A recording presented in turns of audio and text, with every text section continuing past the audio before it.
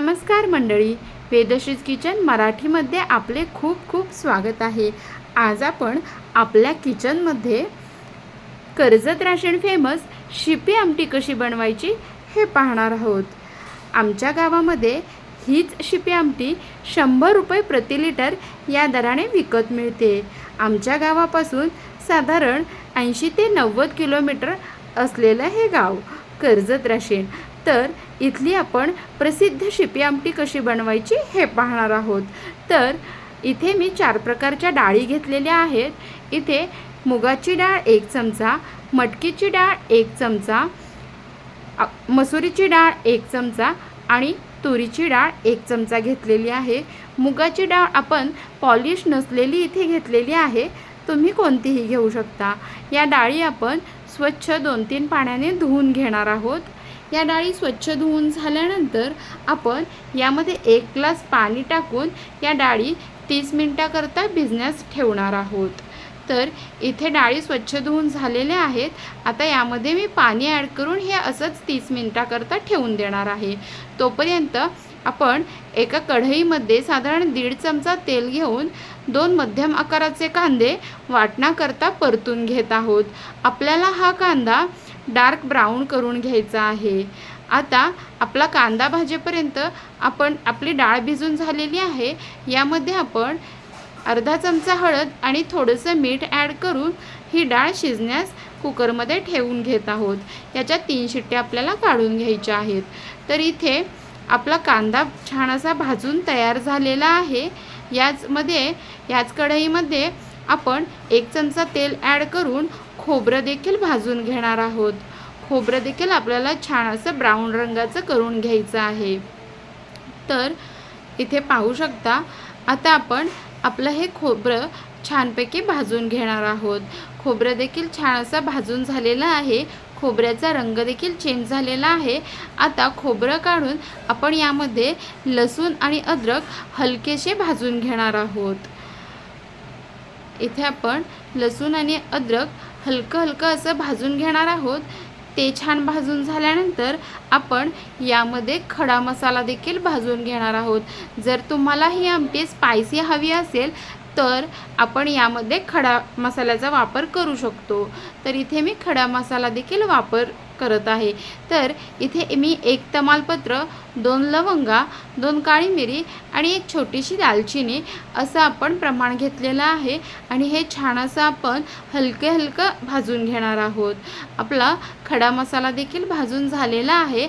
आता हा देखील आपण वाटणातच ॲड करून घेणार आहोत आणि याचं आपण पाणी न टाकता, हे पाहू शकता आपण, याचं पाणी न टाकता आपल्याला वाटण करून घ्यायचं आहे। आपली डाळ इथे शिजून तयार झालेली आहे। आपल्याला ही डाळ पूर्णपणे आता मॅश करून घ्यायची आहे। त्याकरता आपण ही डाळ पूर्णपणे मॅश होण्याकरता पुरणाच्या चाळणीवरती ही डाळ घेतलेली आहे काढून आणि ही पूर्णपणे आपल्याला मॅश करून घ्यायची आहे। तर आता मी कढईमध्ये 2 पळ्या तेल ॲड केलेलं आहे। हे छान तापल्यानंतर आपण यामध्ये मोहरी आणि जिरे ॲड करून घेणार आहोत। तर इथे मी मोहरी ॲड केलेली आहे। आपल्याला 1 चमचा जिरे आणि 1 चमचा मोहरी इथे ॲड करून घ्यायची आहे।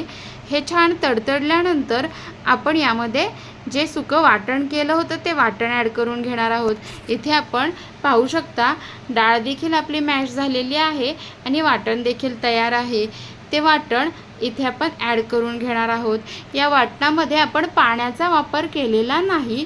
जर हवं असेल तर 1 चमचा साधारण तेल आपण इथे ॲड करू शकतो। तर हे छान असं आपल्याला परतून घ्यायचं आहे। हे छान असं परतून झालं की यामध्ये आपण कढीपत्ता ॲड करून घेणार आहोत। इथे आता आपल्याला कढीपत्ता ॲड करून घ्यायचा आहे। आता पुन्हा हे परतून यामध्ये आपण सर्व मसाले ॲड करून घेणार आहोत। तर इथे आपण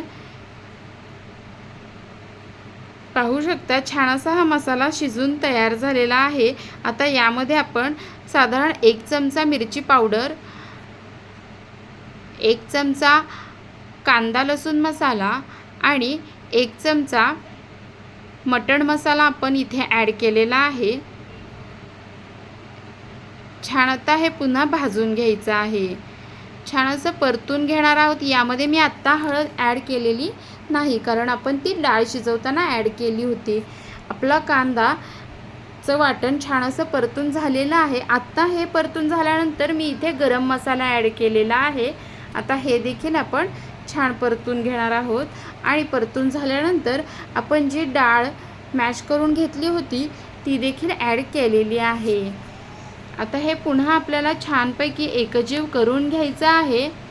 यामध्ये आपण चवीपुरतं मीठ देखील ॲड करून घेणार आहोत. तर इथे आपण चवीपुरतं मीठ ॲड करून घेतलेलं आहे. हे छान पुन्हा एकजीव करून यामध्ये ही आमटी बऱ्यापैकी पातळ अशीच असते. यामध्ये आपण गरम पाणी ॲड केलेलं आहे. गरम पाणीच इथे आपल्याला ॲड करायचं आहे. कन्सिस्टन्सी आपण या आमटीची पाहू शकता. इथे चपातीबरोबर, बाजरीच्या भाकरीबरोबर ही आमटी खाल्ली जाते. पाहू शकता आपण 4 माणसांना पुरेल इतकी ही आमटी आपली तयार झालेली आहे. हिला आता छान एक उकळी आपल्याला येऊन द्यायची आहे. पाहू शकता आपली आमटी छान अशी उकळलेली आहे. छान असा कट तिला आलेला आहे. पाहू शकता आपली आमटी उकळून छान अशी तर्रीदार तयार झालेली आहे. यामध्ये आपण आता कोथिंबीर ॲड करून घेतलेली आहे. आपली ही शिपी आमटी अगदी सोप्या पद्धतीने तयार झालेली आहे. इथे पाहू शकता कर्जत राशीन फेमस शिपी आमटी आपली रेडी आहे. आता ती आपण सर्व करूया. तर ही आमटी बऱ्यापैकी खारे शेंगदाणे बरोबर सर्व केली जाते. तर इथे आपण आपली ही प्लेट सर्व करूयात. छान अशी शिपी आमटी आपली तयार आहे. जर आपल्याला ही रेसिपी आवडली असेल तर वेदश्री किचन मराठीला नक्की लाईक करा, कमेंट करा, शेअर करायला विसरू नका. आपल्याला जर वेदश्री किचनच्या रेसिपी आवडत असतील तर सबस्क्राईब करायला विसरू नका. धन्यवाद.